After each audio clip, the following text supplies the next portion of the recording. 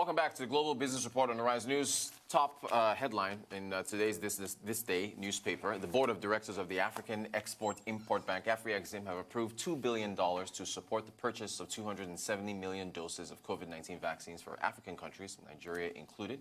President of the bank, Professor Benedict Orama, at a virtual Africa Soft Power series on Tuesday night said, however, that the bank is seeking to raise more funds for more COVID-19 vaccine acquisition.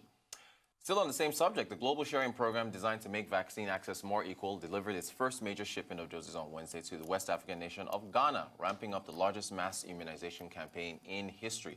The first shipment of about 600,000 doses was packed up and labeled in India and then flown to Accra, the Ghanaian capital. Ghana and other West African nations are to begin vaccinations in coming days, according to officials, the first of 92 low- and middle-income countries that will receive free vaccines through COVAX.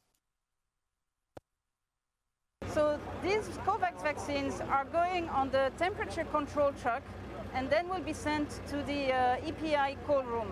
We're really happy because they're going to benefit a large number of beneficiaries in Ghana. Ghana is the first country to receive the COVAX vaccines.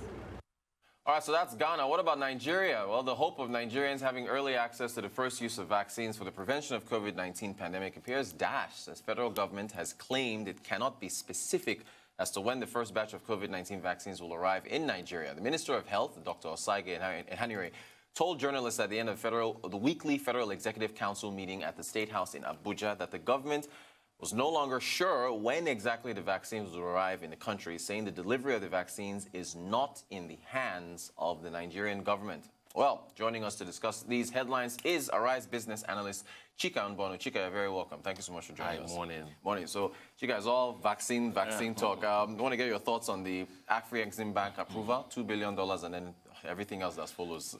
The recognition is that the economies of Africa cannot move forward if the COVID situation is not under control. And therefore, Africa must not wait for the world to come and help Africa. And Afrexim Bank, therefore, is in leadership, is in lead to make this happen. Yes. Do you recall from the COVAX vaccine scheme program, Africa is getting about 20%, of the required for the population. Yes. From these 2 billion, we're going to have about 270 million doses. That just, barely cover about 15% of the population, still falling short of the 60% required by the African Union, to generate the confidence for the African economy to take off again. So basically what Afrexim has done is, historically, especially during the HIV problem time, yes, it took 7 years for the world to come to African aid. Before that happened, 12 million Africans had died from HIV.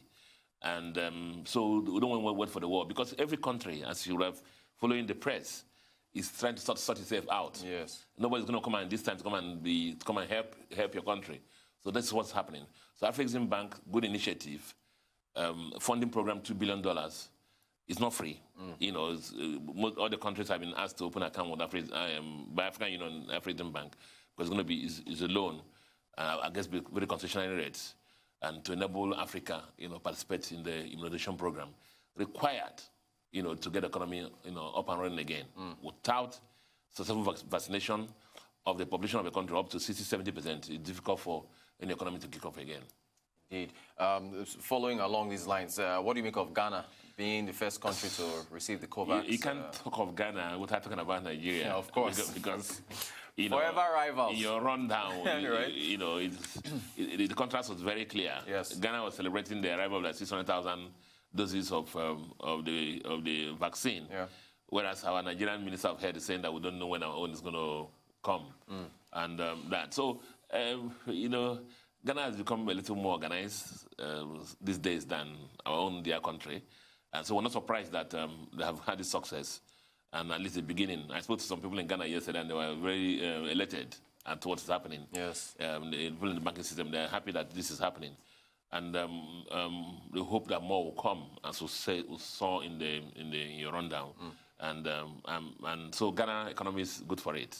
And this will help in bringing the economy up and running again, as we create the herd immunity. Indeed.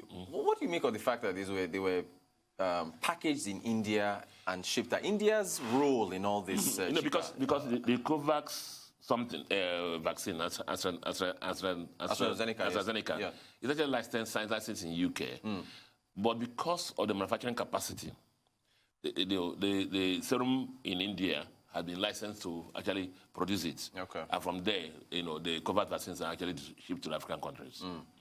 Fantastic. Because India, I mean, as far as just going beyond the medical tourism, that was a big source. There was this report that said that they showed last week. The Canadian Prime Minister in 1947 went to the Indian people went to Canada and said they're looking for penicillin. Right. 1947 or something thereabout. And now the Canadian Prime Minister is going to India and say, help us with vaccine. Can this be us, Chika? Can we not have the potential? I know you talk about manufacturing now. I'm not about manufacturing. It can be us, certainly. Yes. What do we see here? What do we see here? Look at our research institutes.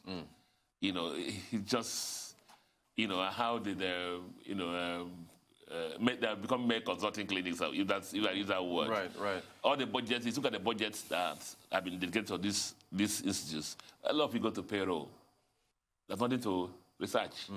And that's why those institutes have been set up. Even the money for payroll, some of them are owing salaries left and right. And our money is diverted to other non-serious things. Very serious nations focus on the head of the nation. And as the president of ADB said, poverty is not just about not having money in your pocket. Right. But poverty of a nation is also defined as a nation that does not have health, transport, and other essential parts of SDG goals required for the country to thrive. So, yeah, we can be that. We have the capacity. Because if you leave this country, there are reports that said, I can't verify it, that about half of the black doctors in the U.S. are all Nigerians. Nigerians, right. I've heard that. We have a large number of doctors, Nigerian doctors in the UK as well. Yes, as well. So if you go to the labs, a lot of people doing this and also Nigerians. But we don't have the environment here. We're more focused on NDC people fighting over each other and fenting and doing non-serious things, or snakes swallowing money and so on and so forth. And we don't focus on the very serious issues.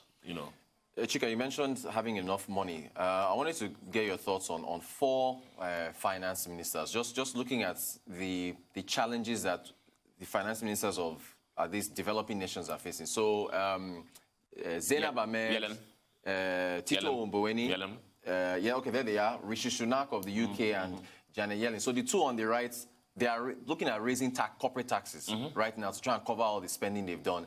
Meanwhile, the two finance ministers on the left, Tito Mboweni just had his budget speech yesterday. We covered it. Zainab Ahmed has already talked about the unwillingness to raise taxes because of where we are right now. What do you make of the comparisons of where they all are now? See, do recall, let's pick the US, talking about raising taxes. You know what happened? The amount of the stimulus that they budgeted and spent for the manufacturing community, especially, or for the whole economy. Right. And so a lot of the economy profited from what? The stimulus. Look at aviation, the airlines, the medical institutions. So many of the sectors profited from that. And so he's saying now that at the tough times, we supported you.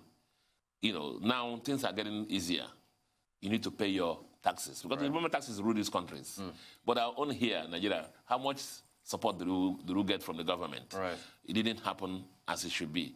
Do recall one of the programs that we did here, when the CBN governor was, during his speech, he said that in some of these countries, they invested about 20% of their GDP as stimulus. Our own was what? A 3%. Right. That will tell you the impact what the government has done, put back into the society. Got it. Put back into the economy. Now, we are all down there in the doldrums. We are all there already on the floor. And you want to come and punch up again and by putting tax again. Basically, that's the reality. Because if you put taxes now, who will pay? Correct. If you increase the VAT that will increase from 5 to 7.5%, see what's happening to our economy already.